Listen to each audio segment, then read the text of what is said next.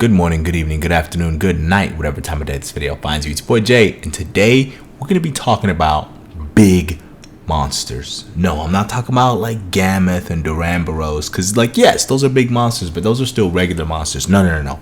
Think bigger. I'm talking Dire Morales. I'm talking Jen Moran. I'm talking Gugmazios, Dalamador, the big monsters, right? And how they may or even may not even fit into Monster Hunter Wilds. Now, I had already planned on making this video about bigger monsters, especially after seeing a lot of the Gamescom footage and, actually seeing how different the game is, like on a moment-to-moment basis. But then I saw this tweet from TeaCommonShark. You know, the Monster Hunter animator, you know what I'm saying? He does his thing. Shout out to TeaCommonShark. Definitely go check out his content if you've never seen it before. But saw this tweet from TeaCommonShark, and it says, "I'm late, but people who believe the big monsters could return need to move on in life.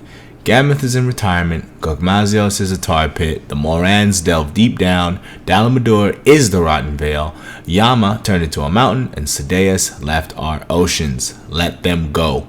They're gone." And at first it's like, man, look, some of them could come back, bro. You know what I'm saying? Like Gammoth, I think Gammoth could fit, right? Like Gammoth is in this spot where she's huge, but the maps have never been this huge either, so I actually think she has a pretty good shot of making it in because she's still a regular monster at the end of the day. However, the others, the more I thought about it, the more I'm like, he might be right. He might be right. Now hear me out. Looking at Monster Hunter Wilds and what they're trying to accomplish with the bigger biomes than ever before, this huge seamless map, and with the inclemencies being a new thing, they want us clearly they want us to spend more time out in the field hunting, right? They're kind of ditching the old system of pick a hunt, go to a map, hunt it, they kick you back to the lobby, you start the process all over again. They've smoothed out a whole lot of things, like supplies being delivered to your sacred while you're out in the field, because they want to encourage you spending time out in the field, right? I'm imagining that maybe you have a 2, 3, 4 hour long play session of, I'm gonna spend an hour in the Windward Plains, I'm gonna spend an hour in the Scarlet Forest, and I'm gonna spend an hour in Topsy-Turvy Tundra. I don't know, I'm just making up an ice map at this point, and you could seamlessly do so. Like, let's just hunt monsters as I make my way to the Scarlet Forest, and then hunt more monsters as I make my way out of the Scarlet Forest, seamlessly just walking around, killing stuff, and hunting and staying on the maps, right? Now, the thing about a lot of these larger monsters, right? Think about something like Gugmazios. He requires a special arena, a siege. He's got to have a Dragonator that you can fire from his back. And they got to create that map for us to go to, which kind of sounds counterintuitive to what they're trying to do with Wilds, right? They want us to spend more time on the map, out in these huge maps that they've created for us to interact with, right? Now there are other monsters that are large that I could see actually making it in with a couple tweaks. These two monsters specifically are two large monsters, like really large monsters, that I think actually have the highest chance of making it in, and it'll probably end up being title update content, but I'm thinking about Akantor and Ukanlos, okay?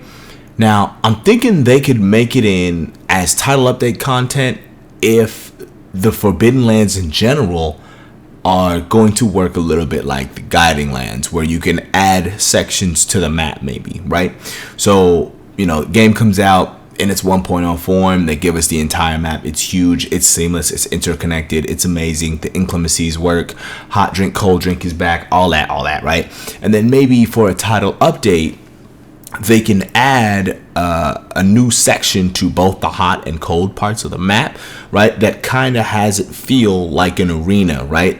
Kind of has a feel like Polar Vortex or Ingle Isle, It doesn't have to be a copy paste of those maps, but I kind of wanted to have that same feel because I think part of the appeal of large monsters like this is that once you get engaged with these monsters, it's go time. There is no disengaging, right? And I think that's part of what made them so different from other Monster Hunter encounters, right?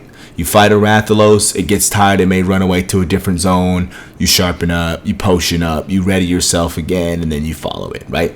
But with these super large monsters, you know, we don't have that downtime unless you cart and then you get sent back to like the starting arena where the chest is, where, you know, the potions are and stuff like that. But once you jump down into that arena, it's go time. It's time to box, right? You can't leave until either the monster's dead or you get clapped and sent back to the camp. You know what I mean? So I would imagine that on the hot and cold maps, there may be like a camp that you set up before there's this like huge wall that you have to climb up.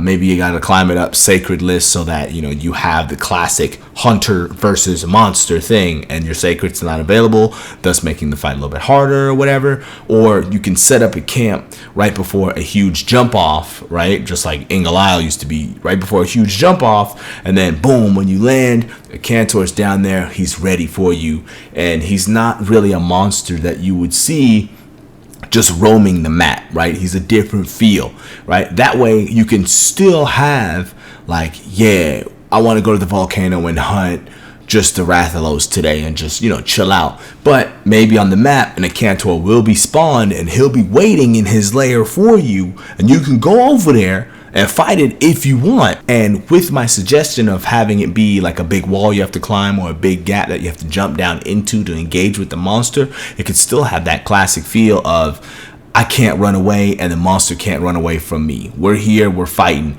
right? And it has a different feel than, say, a normal monster where naturally there's going to be periods where the monster runs away from you, or you may choose to say, you know what, I'm kind of getting slapped out here. I'm a dip. I'm a leave. I'm not just going to stick around for this. Maybe I'll hunt some more monsters, get my gear a little bit better, and come back and tackle this, you know, later.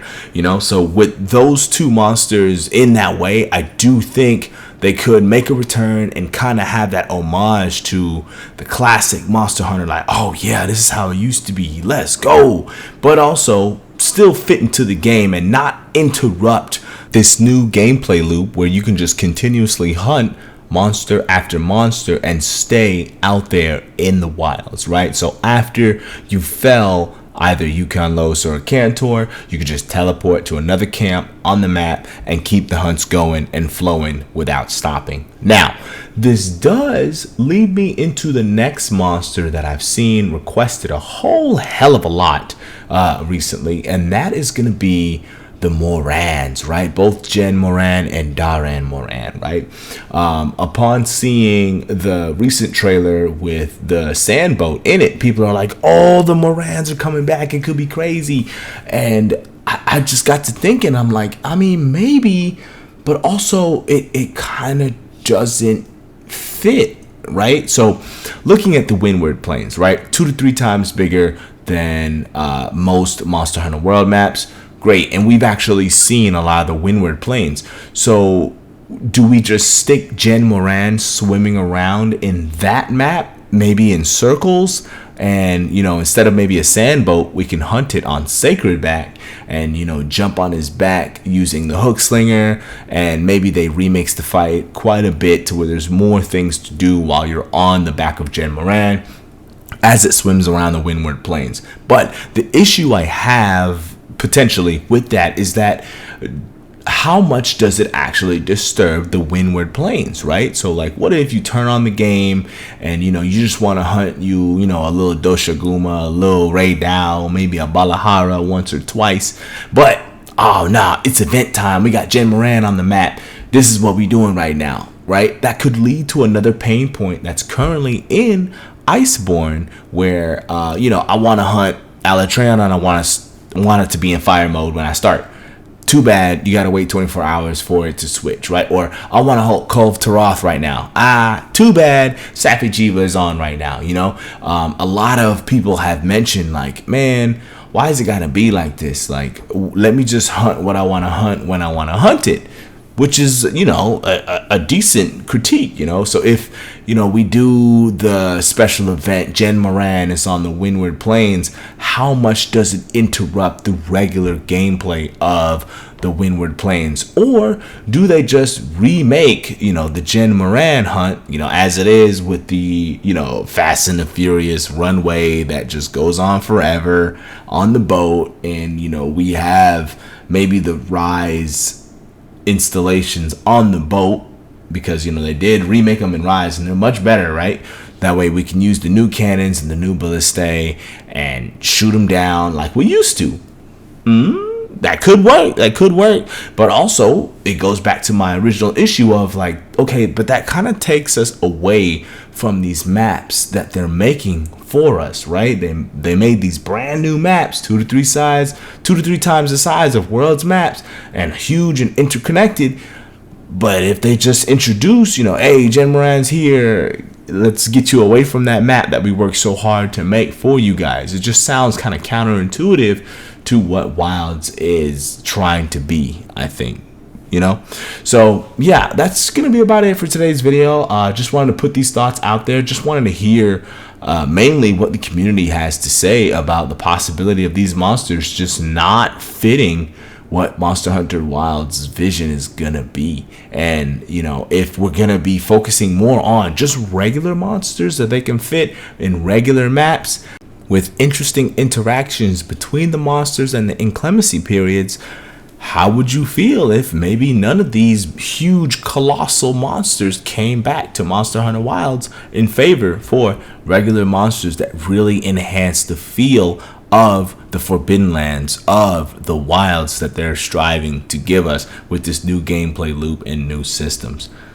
Comment down below how you're feeling about some of the things I said in today's video. That's the real content of this video, and that's going to be you guys.